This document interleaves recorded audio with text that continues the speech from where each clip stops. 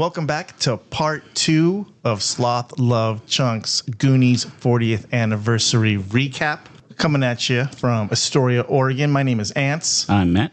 So if you guys listened to last night's episode, we did a quick recap of what we did Friday night, which was June 6th, 2025, for the 40th anniversary of the Goonies. Mm-hmm. Today's Saturday, June 7th, Goonies Day. 40 years ago today, the Goonies was released in movie theaters. Matthew and I had a really busy day. We did. Mm-hmm. Woke up. We went to bed late last night because we did an episode. Had to post that. Woke up pretty early. Had breakfast. We met Matthew's doppelganger. My long lost brother. Yeah, in the restaurant. Mm-hmm. Then we got dropped off at the Liberty Theater for a behind the scenes panel. Yes.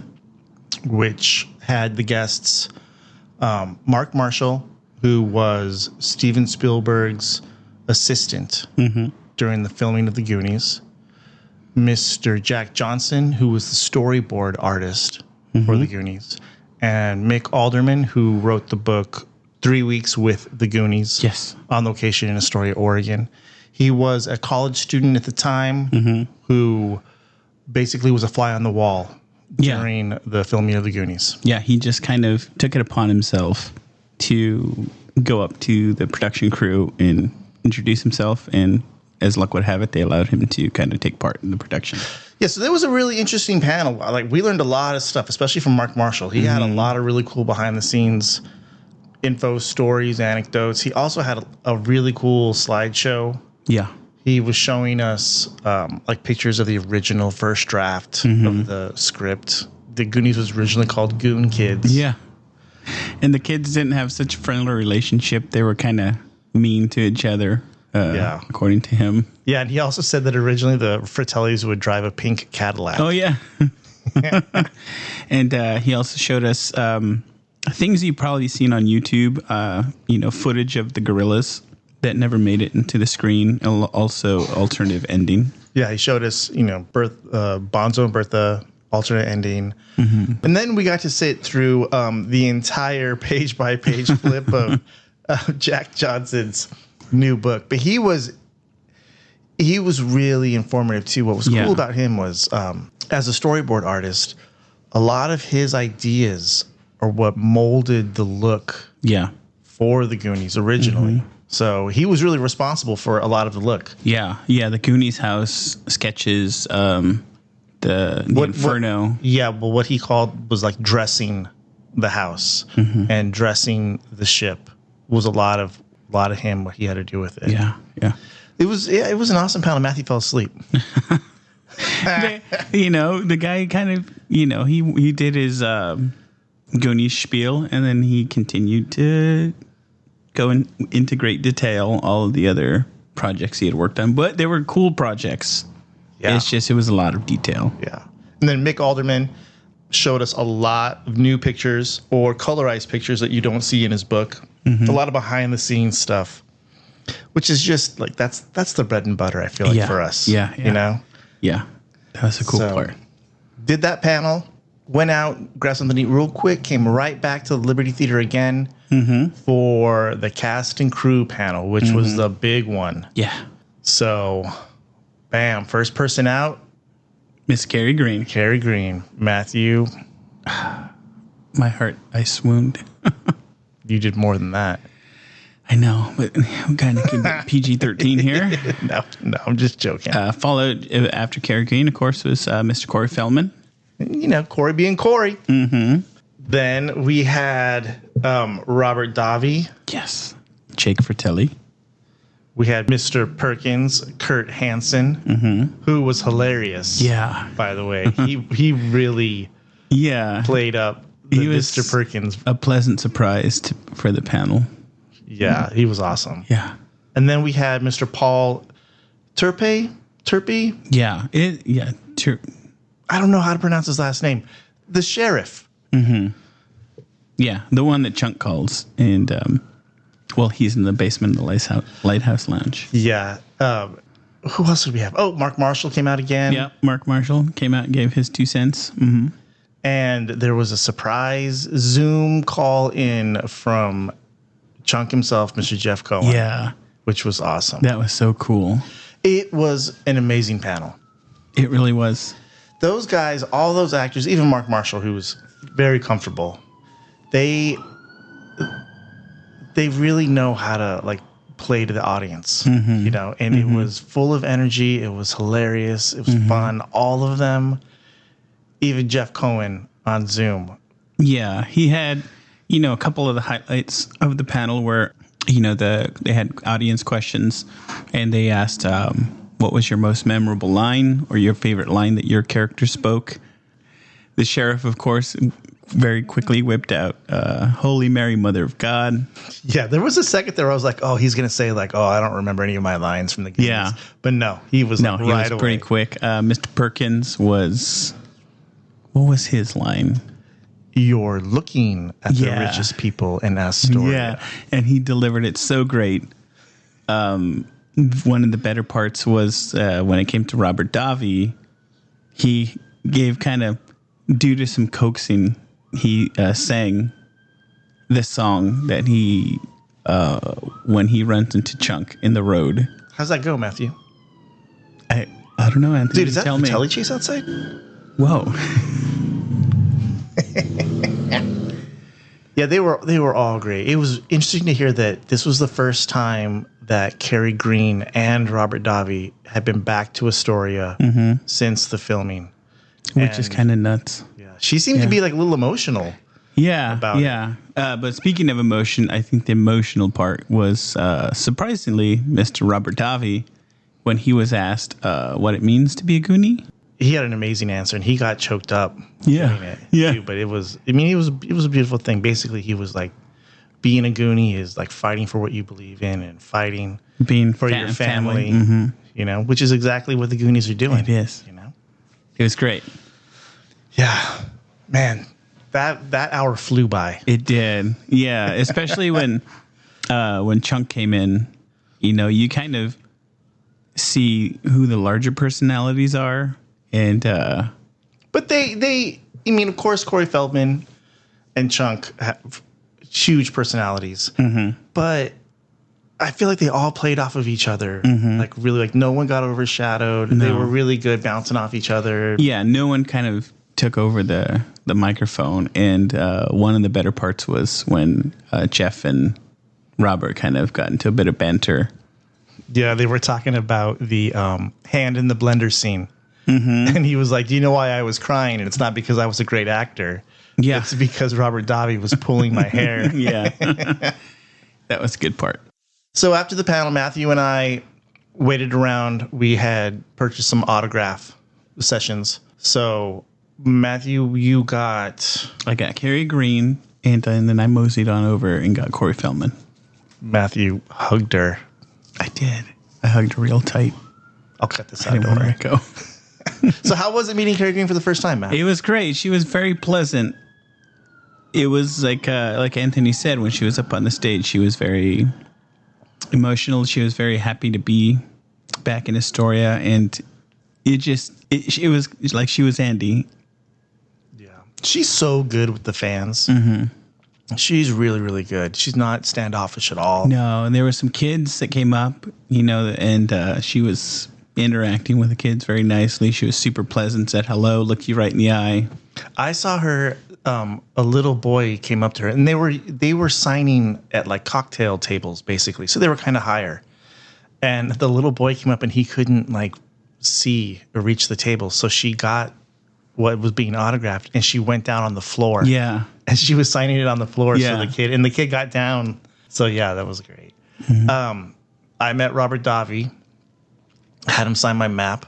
What was cool about that was I was actually asking him about Cyndi Lauper's Goonies Are Good Enough, because I had read somewhere that he had done background vocals for that.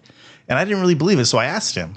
And he was like, no, I didn't do those background vocals. But he was like, but what I did do vocals for, what he did dubbed vocals for, was for Sloth. In the scene in the Lighthouse Lounge where he's saying, hungry or food, please. He said that was him. That on those days that the twos, something about the Tuesday schedule or whatever. So they had dubbed, what's the term for that? You know, in post-production or whatever. You know, right. He had recorded those lines. So it's actually Robert Davi sort of having a dialogue with himself in that scene, just in post-production. Yeah. And he said, like, no one ever asked that question, but that's his voice. Yeah. And I got to watch it. I got to watch it. So we definitely got some very interesting little tidbits that you normally wouldn't get to know about. Yeah, and he was great too. He was great with the fans. He was great with the lady fans. It was very cool. Yeah. And then we both went and talked to Corey Feldman. Got him to sign my map as well. What did he sign for you, man? He signed. Well, I had Kerri Green sign a picture of the Goonies when they're looking up when the Fratellis enter the restaurant, and Chunk delivers his famous pizza pepperoni line. So she signed over her picture, and for the sake of being able to frame it, I had Corey sign over his likeness in that picture. He was cool too. He's a little quicker, I feel like, with the fans. But I mean, it's Corey Feldman. He's got the longest line. Yeah, he had the longest line. So he's just trying to move it along. Yeah. Then after that, well, I mean, how do you feel, Matt? Like, this is a big day for you, bro. I feel pretty good. You knocked out 2 Goonies. You knocked out your fave Goonies. I did. The big ones. I got the big ones. So what do we do after that? This was a whirlwind of a day. Yeah. So we all one of the events that they had that we had signed up for was the roller skating / costume contest, and so we had to come back here and make sure our costume was ship shape. Ship shape. So the costume contest was a part of the roller skating night at the Astoria Armory, which is sort of like a big high school gym, but it's pretty cool in there. You know, people roller skating across the gym floor, and then costume contest. And what was our costume? We were Sloth and Chunk in the Inferno. We did not make this costume. No. My wife, Michelle, the superstar of the evening, spent probably 2 weeks making an Inferno ship that Matthew and I, a tandem costume, could fit in. And she was able to pack this in the luggage and bring it up here. She's using her big brain. Yeah. As always. Yeah. She made adjustments on the fly. She was working on it every night that we were here in Astoria. Yeah. It was her idea from start to finish. I had some ideas for costumes, and she goes, you know what would be hilarious and you guys would win is if you guys were inside the ship. Yeah. And I'm like, I don't think so. And she's like, trust me. Well, guess what? We won. We won. Yeah. So the contest was, it was solo and it was group. And, you know, we're just kind of hanging around the roller event, and one of the judges came up to us and nominated us. So for the solo costume, it was Ma Fratelli, and she was an older lady, but she had the look. Yeah, she looked very much like Anne Ramsey. Yeah, and the attitude. And the second solo was Troy Perkins. Everybody booed. Full classic Troy outfit, perfect. And the third, and it was something Anthony had talked and hoped for, was the dead Fed in the fridge. The Stiff. There was a dude who was dressed up as the Stiff in like a body bag thing, and he was perfect, and he played it up. He played like a dead, but when they were doing the judging, like a Chunk ran up and was trying to hold him up. It's a Stiff, and then he hits the floor. He didn't move. He was just a dead body. Yeah, he didn't move until the judge had announced that he won, and it was a very well-deserved win. Oh, yeah. He was a great costume. Not only great costume, but just great acting. Yeah, he was a very cool dude as well. He came up and he complimented our costume and vice versa. So Matthew and I were up against Wayne and Garth from Wayne's World. Because it was an 80s costume contest, not necessarily a Goonies contest.